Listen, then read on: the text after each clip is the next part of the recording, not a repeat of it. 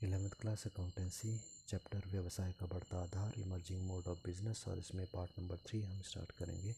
यहाँ पर हमारे को जो टॉपिक दिया गया वो है कुछ कंप्यूटर से रिलेटेड, इसलिए थोड़ा सा मुश्किल हो जाएगा, तो आपने केवल इनके पॉइंट्स तक ही पढ़ लेने हैं, इतना ही पर्याप्त है आप लोगों के लिए। पॉइंट्स आपको पता होने चाहिए ताकि एग्जामिनेशन में आप लिख सको।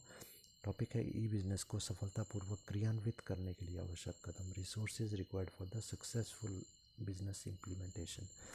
बिजनेस को सफलतापूर्वक क्रियान्वित करना मतलब चलाने के लिए, ई बिजनेस को चलाने के लिए क्या क्या चाहिए चीज़ें हमें चाहिए होंगी। पहला ए पार्ट है हमारा आधारभूत भौतिक साधन, बेसिक इंफ्रास्ट्रक्चर रिसोर्सेज। पहला आ गया उपयुक्त, हमारे पास कंप्यूटर हार्डवेयर होना चाहिए, प्रॉपर कंप्यूटर हार्डवेयर होना चाहिए, मतलब हमारा कंप्यूटर सिस्टम इतना अच्छा होना चाहिए जिसमें हर प्रकार की सुविधा हो, उसमें सॉफ्टवेयर भी बहुत अच्छा होना चाहिए, काफ़ी स्पीड से हमारा कंप्यूटर चले, उसकी मेमोरी भी काफ़ी अच्छी होनी चाहिए, साउंड्स और ग्राफिक की सुविधा भी कंप्यूटर पर होनी चाहिए ताकि हर प्रकार की वीडियोस जो कंपनी ने अपने प्रोडक्ट की डाली हुई हैं उनको हम आसानी से देख सकें और समझ सकें। सेकंड पॉइंट है प्रभावी टेलीकम्युनिकेशन व्यवस्था या इफेक्टिव टेलीकम्युनिकेशन सिस्टम। इंटरनेट की कनेक्टिविटी, इंटरनेट की सुविधा हमारी जो है कंप्यूटर पे होनी चाहिए, तभी हम इंटरनेट का लाभ उठा पाएंगे। ईमेल की सुविधा और वर्ल्ड वाइड वेब जो है ये सुविधा भी हमारे कंप्यूटर पे हो, तभी हम इंटरनेट पर व्यापार कर सकते हैं। थर्ड पॉइंट है उपयुक्त रूप से डिज़ाइन की गई वेबसाइट, वेल डिज़ाइन वेबसाइट। ऐसी हम वेबसाइट बनाएं, वेबसाइट के बारे में हमने बताया, अभी इतना ही समझें हम लोग। एक पेज होता है कंपनी का जिसमें कंपनी के बारे में हम ज़्यादा से ज़्यादा जानकारी देते हैं, तो ये पेज ऐसा बनाया जाना चाहिए जिसके के द्वारा अपने बिजनेस या कंपनी के बारे में हम सारी ही आवश्यक जानकारी उसको दे सकें। इसमें वस्तु के बारे में, उसकी सेवाओं के बारे में, उसकी कीमतों के बारे में, हमारी कंपनी का फ़ोन नंबर क्या है, हमारी कंपनी का ईमेल एड्रेस क्या है, ये सब कुछ हम दे दें ताकि ग्राहक जो भी जब भी जानना चाहे जान सकता है। चौथा पॉइंट है प्रशिक्षित कर्मचारियों का होना, availability of the train personal. क्योंकि ग्राहक बहुत सारी चीज़ें हमसे पूछते हैं, ये वस्तु मिलेगी, कब मिलेगी, गारंटी है नहीं है, ठीक होगी नहीं होगी इत्यादि, तो हमको कुछ ऐसे ट्रेंड व्यक्तियों को नौकरी पे रखना होगा जो कि इंटरनेट को चलाएंगे। ग्राहकों की पूछताछ इंक्वायरी का संतोषजनक जवाब देने के लिए हमें उन वर्कर्स को, स्टाफ को ट्रेन करना चाहिए और इस प्रकार से वो ग्राहकों से व्यापार करें ताकि वो ग्राहकों का विश्वास जीत सकें और ग्राहकों को वस्तु को बेचने के लिए तैयार कर सकें। सेकंड पॉइंट हमारा है तकनीकी क्रियान्वयन के साधन, टेक्निकल चीज़ें क्या चाहिए हमारे को, resources for the technical implementation. तकनीकी तरीके से कैसे हम इंटरनेट को चलाएंगे, उसमें क्या चाहिए। पहला है विश्वव्यापी वेब या वर्ल्ड वाइड वेबसाइट, जिसको WWW कहा जाता है। कंप्यूटर को वर्ल्ड वाइड वेबसाइट्स का लाभ उठा सकते हैं हम लोग। इसके द्वारा मतलब इसको इंटरनेट से जोड़ा जाता है, वेबसाइट से जोड़कर हम लाभ उठा सकते हैं।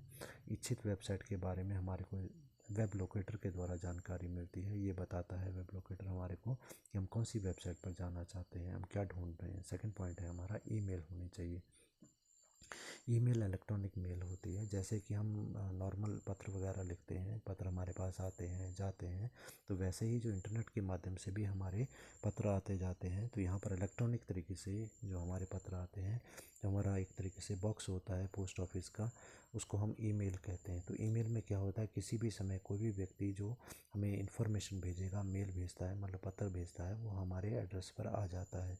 अगर हम चाहें ऑफिस में है या नहीं है, जब मर्जी हम 1 दिन 2 दिन 10 दिन के बाद हम उसे खोलेंगे तो जितने भी पत्र आए होंगे वो सारे वहाँ पर हमें मिल जाते हैं, वो सारे वहाँ पर स्टोर होते रहते हैं। ये सुविधा जो होती है 24 घंटे उपलब्ध होती है। हम अपने संदेश को बहुत तीव्रता के साथ ईमेल के द्वारा दूसरे व्यक्ति तक पहुँचा सकते हैं और वो भी अपनी सूचना को बहुत तेज़ गति से हम तक पहुँचा सकता है। थर्ड पॉइंट है इंटरनेट सेवा सुलभ करता है, internet service provider ISP। Internet का पूरा पता ढूंढने में ये हमारी मदद करता है। कुछ एक कंपनीज जिसकी एग्जांपल में आ सकती हैं, जैसे VSNL, MTNL, सत्यम इन्फोवेज इत्यादि। अगला हमारा पॉइंट है एप्लीकेशन सेवा सुलभ करता है, एप्लीकेशन सर्विस प्रोवाइडर ASP। ये इंटरनेट के ये जो सर्विस होती है ASP, ये इंटरनेट के यूज़ करने वाले जो लोग होते हैं उनकी लागत या खर्चे को घटा देती है।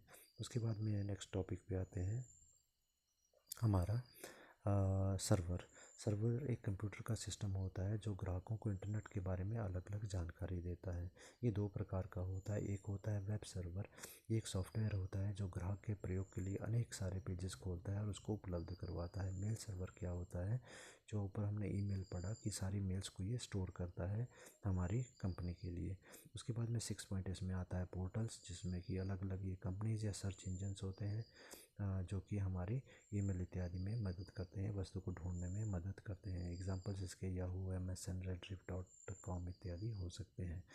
अगला टॉपिक हमारा आएगा व्यावसायिक लेन देनों की सुरक्षा या security and safety of the business transaction. यहाँ पर केवल नाम ही पर्याप्त है। सत्यता या प्रमाणकता, ऑथेंटिकेशन, पूर्णता, इंटीग्रिटी, गुप्तता, कॉन्फिडेंशियलिटी, प्राप्ति का अस्वीकृत होना, non repeatability of the receipts, या प्रारंभता का अस्वीकृत होना, नॉन रिपीटेबिलिटी ऑफ ओरिजिन। उसके बाद में अगला टॉपिक हमारा है ई बिजनेस के लेन देनों की सुरक्षा के उपाय। ये टॉपिक, दो जो टॉपिक हैं कुछ टेक्निकल हैं, इसलिए इसको ज़्यादा डिटेल में जाने की आवश्यकता नहीं है। अगला है ई बिजनेस के लेन देनों की सुरक्षा के उपाय, methods to ensure the security and safety of e business transaction. हमारी जो ट्रांजेक्शन हो रही हैं इलेक्ट्रॉनिक बिजनेस के माध्यम से लेन देन हो रहे हैं, उसको सुरक्षा के तरीके क्या होंगे, रूप बदलना, इंक्रिप्शन इसकी हो सकती है। इसमें हम क्या करते हैं, अपनी जो सूचना होती है उसको कोड में बदल देते हैं ताकि कोई दूसरा या तीसरी पार्टी उसको ना पढ़ सके। ये कोड जो होते हैं वो सूचना भेजने वाले या प्राप्त करने वाले को ही पता होते हैं। सेकंड है डिजिटल सिग्नेचर्स या डिजिटल सर्टिफिकेट, अंकीय हस्ताक्षर या अंकीय प्रमाण पत्र होते हैं। ये भी सेफ्टी के लिए इससे जुड़े होते हैं ताकि हमें पता लग सके कि ये उसी व्यक्ति ने भेजे हैं, उसमें कोई बीच में छेड़खानी नहीं की गई है इन्फॉर्मेशन में। थर्ड है तीसरे पक्ष की संबद्धता, involvement of the third parties. ये दो पार्टीज़ कोई एग्रीमेंट करती हैं, डॉक्यूमेंट्स तैयार करती हैं, और कोई एक पार्टी मुकर ना जाए, डॉक्यूमेंट में चेंज ना कर दे, इसलिए हम क्या करते हैं, जो डॉक्यूमेंट की एक कॉपी होती है, उसकी एक प्रति होती है, किसी थर्ड पार्टी को हम दे देते हैं, समझौते की एक प्रति। और यदि कोई बाद में विवाद उत्पन्न हो जाता है, हमने अपने डॉक्यूमेंट में चेंज कर दिया या उन्होंने चेंज कर दिया, तो फिर थर्ड पार्टी जो होगी उसके पास जो कॉपी पड़ी थी एग्रीमेंट की, उसको हम लेते हैं और उससे अपने केस को सुलझाते हैं। नेक्स्ट टॉपिक हमारा जो आएगा वो है ई बिजनेस के विकास में बाधाएं, hindrances in the development of the E business. E business के मार्ग में कौन कौन सी बाधाएं हैं, तो पहला दिया कि भुगतान की विधि में धोखाधड़ी, हैकिंग की समस्या आती है। Chances of hacking is there while making the payment. अगर हम इलेक्ट्रॉनिक तरीके से पेमेंट की करना चाहते हैं तो नॉर्मली क्या होता है, हमारे बैंक अकाउंट वगैरह हैक हो जाते हैं और कोई और व्यक्ति जो है हमारे बैंक से पैसे निकाल सकता है, तो ये बड़ी प्रॉब्लम है इसमें। दूसरा दिया गया ई बिजनेस टेलीफोन लाइनों पर आधारित होता है। उस इंटरनेट जो है टेलीफोन लाइनों के आधार से चलता है और कई जगह पर टेलीफोन लाइनें अभी तक नहीं है, इसलिए इंटरनेट का लाभ वो नहीं उठा पाते। E business totally depend on the telephone lines which are not available in some areas. Third है डिजिटल सिग्नेचर, डिजिटल सर्टिफिकेट की मान्यता भी सभी देशों में नहीं है। Digital signature and digital certificate facility is not approved in all the country still yet. चौथा पॉइंट है उचित कानूनी ढांचे की कमी के कारण इंटरनेट बिजनेस बहुत ज़्यादा जो है वो कामयाब अभी नहीं हो पा रहा है।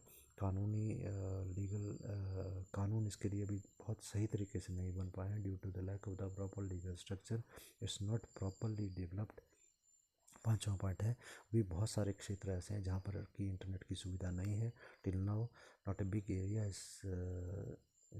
Is lacking internet facility. ठीक है, तो इसका मतलब यह है कि बहुत सारे क्षेत्र भी ऐसे हैं जहाँ पर कि इंटरनेट फैसिलिटी उपलब्ध नहीं है, तो वहाँ पर इंटरनेट के माध्यम से व्यापार करने में कठिनाई आती है।